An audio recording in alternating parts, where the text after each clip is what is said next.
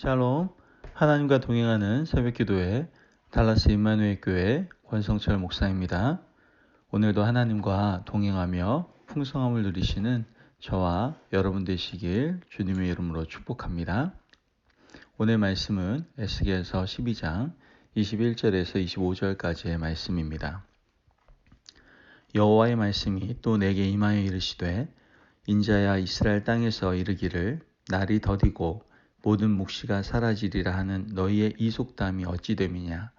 그러므로 너는 그들에게 이르기를 주 여호와께서 이같이 말씀하시기를 내가 이 속담을 그치게 하리니 사람이 다시는 이스라엘 가운데에서 이 속담을 사용하지 못하리라 하셨다 하고 또 그들에게 이르기를 날과 모든 묵시의 응함이 가까우니 이스라엘 족속 중에 허탄한 묵시나 아첨하는 복술이 다시 있지 못하리라 하라. 나는 여호와라. 내가 말하리니 내가 하는 말이 다시는 더디지 아니하고 응하리라. 반역하는 족속이여 내가 너희 생전에 말하고 이루리라. 나 여호와의 말이니라 하셨다 하라. 아멘. 하나님의 말씀입니다. 우리 오늘 이 말씀을 통해서 우리에게 도대체 위기가 언제인지에 대해서 한번 고민해 보았으면 좋겠습니다. 지금 현재 팬데믹의 이러한 상황, 아니면 이 팬데믹으로 인하여 파장되어지고 있는 경제적인 손실, 아니면은 지금 잡을 잃어버리는 그러한 경우, 또 재정적으로 너무나 힘들어지는 이러한 상황들, 또한 건강의 두려움들, 또한 신앙적으로 온전함으로 신앙생활을 영위할 수 없는 이러한 부분들이 우리에게 과연 위기입니까? 도대체 언제가 우리에게 위기의 순간입니까? 오늘 본문에서는 언제 위기가 오는지 전혀 깨닫지 못하는 미련하고 어리석은 그런 사람들이 나오고 있는 것을 보게 됩니다. 바로 유다 백성들이죠. 하나님께서 에스겔에게 말씀을 주시고 예언하라고 하셨습니다. 또한 때때로 선지자에게 이렇게 행위로 하는 예언을 하라고 하시기도 하셨죠. 사람들이 그 선지자의 행동을 통해서 깨닫게 하시기 위한 하나님의 방법이었죠. 오늘 하나님께서 에스겔에게 한 가지 행위를 하라고 또 말씀하시는 것을 보게 됩니다. 3절 말씀에 인자여 너는 포로의 행장을 꾸리고 낮에 그들의 목전에서 끌려가라. 내가 내 처소를 다른 곳으로 옮기는 것을 그들이 보면 비록 반역하는 족속이라도 혹 생각이 있으리라. 하나님은 에스겔에게 포로의 행장을 꾸리라고 하시죠. 그리고 낮에 다른 처소로 끌려가는 것처럼 옮겨가라고 말씀하십니다. 왜 이런 말씀을 하셨을까요? 아직까지 유다가 망하지 않았기 때문에 그래요. 하지만 이제 곧 바벨론의 마지막 침략이 있을 것이고, 그렇기 때문에 속히 포로의 행장을 꾸리고 끌려가는 것처럼 보여서 아직까지 그 유다 사람들에게 희망이 있음을 전하라고 말씀을 하고 계신 것이죠. 지금이라도 돌이키면 멸망을 면할 것이고, 그것을 에스겔의 행위 예언을 통해서 하나님께서는 보여주려고 하신 것입니다. 하나님의 이러한 간절한 마음이 6절에도 나타납니다. 캄캄할 때에 그들의 목전에서 어깨에 메고 나가며 얼굴을 가리고 땅을 보지 말지어다. 이는 내가 너를 세워 이스라엘 족속에게 징조가 되게 함이라 하시기로. 자, 여기서 우리는 한 가지 질문이 생기죠. 에스겔은 지금 바벨론 포로로 잡혀가 있어요. 이곳에 행위 예언을 해봐야 본토에 있는 유다에 있는 사람들에게는 볼 수도 없어요. 도대체 어떤 영향력을 끼칠 수 있다라는 것입니까? 근데 사실 그렇지 않다라는 거예요. 에스겔은 이미 본토에서도 유명한 사람이었어요. 8장에서 보면 에스겔의 예언을 듣기 위해서 유다의 장로들이 바벨론까지 오게 되는 걸 보게 됩니다. 그가 전하는 말이 이미 유다 본토 사람들에게도 전해지고 있었다는 것이죠. 그러므로 하나님께서는 멀리 있는 에스겔에게 예언하게 하셔서 유다 땅에 있는 백성들에게 바로 희망을 주려고 하셨던 것이죠. 에스겔이 예언하던 동시대 유다 본토에서는요, 누가 예언하고 있었어요? 예레미야가 예언을 하고 있었죠. 하나님께서는 본토에서는 예레미야, 바벨론에서는 에스겔을 통해서 유다 백성들의 돌이킴을 촉구하시는 것을 보게 됩니다. 이것이 하나님의 간절한 마음이었죠. 하나님은 예언을 통해서 여전히 유다 백성들에게 희망이 있음을 알리려고 하신 거예요.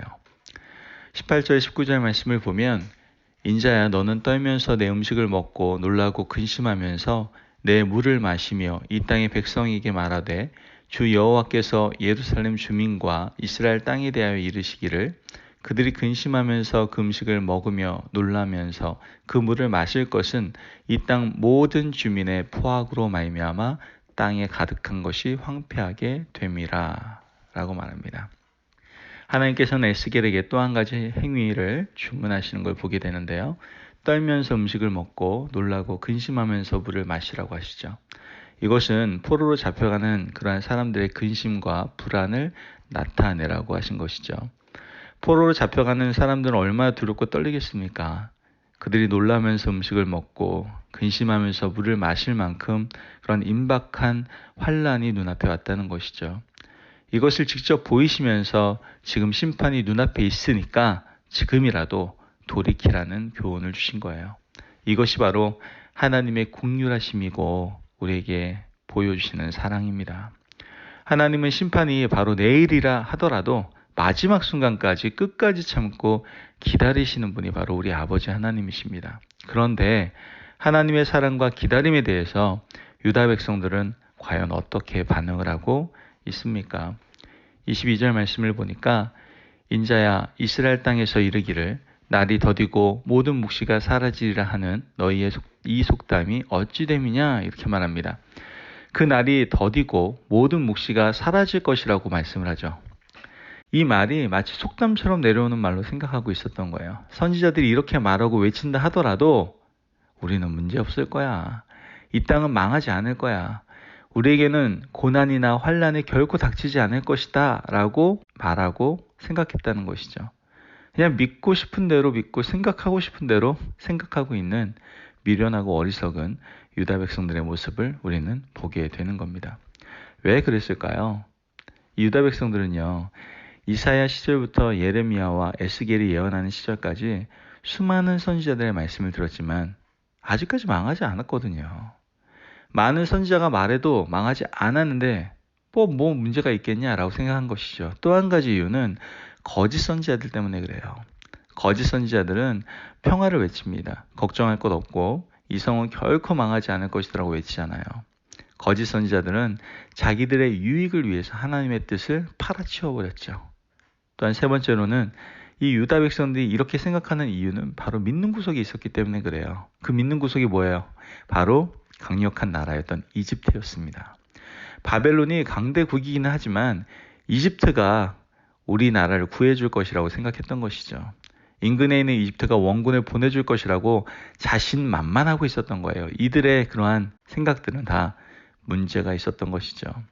하지만 하나님은 다르게 생각하시는 걸 보게 됩니다.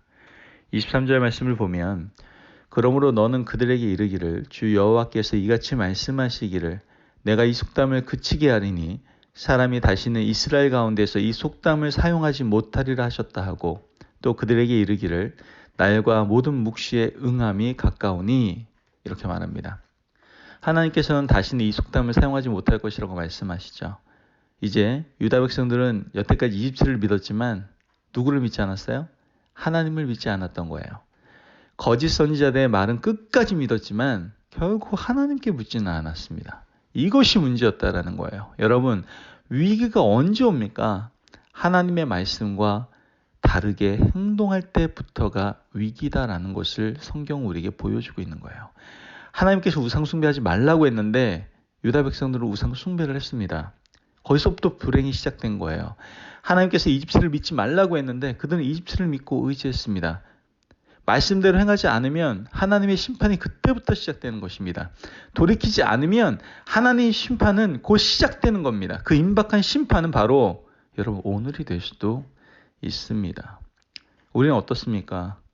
오늘 우리가 하나님의 말씀과 다르게 살아가고 있다면 여러분 지금이 바로 위기의 순간입니다. 하나님이 하신 말씀과 다른 길을 걸어가고 있다면 하나님의 임박한 심판이 우리 코앞에 있는 것입니다. 우리 가정과 교회, 나라와 민족이 말씀대로 행하지 않으면 그때부터 위기라는 사실을 여러분도 우린 기억해야 됩니다.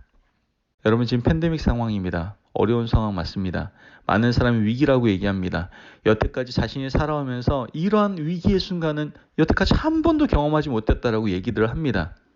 그렇습니다. 위기 맞습니다. 그러나 진정한 위기는 아닙니다. 여러분, 백신이 나오면 해결될 것 같습니까? 백신 이후에 치료제가 나오면 우리의 이러한 위기의 순간들이 다 해소될 것 같습니까? 아니요. 이 이외에도 수많은 질병들은 우리를 괴롭힐 것입니다. 질병뿐만 아니라 수많은 환경과 상황들은 우리를 덮을 것입니다. 그리고 우리에게 계속 위기의 순간을 가져다 줄 것입니다. 그러나 그건 절대로 결코 진정한 위기가 아닙니다. 우리에게 위기는 무엇입니까? 바로 하나님의 말씀과 다르게 살아가는 것이 바로 지금 진정한 위기임을 우리가 깨닫고 우리가 지금 이 순간에 결단해야 될 것은 무엇입니까? 하나님의 말씀대로 행동하겠다라는 결단이 우리에게 필요하다라는 것이죠.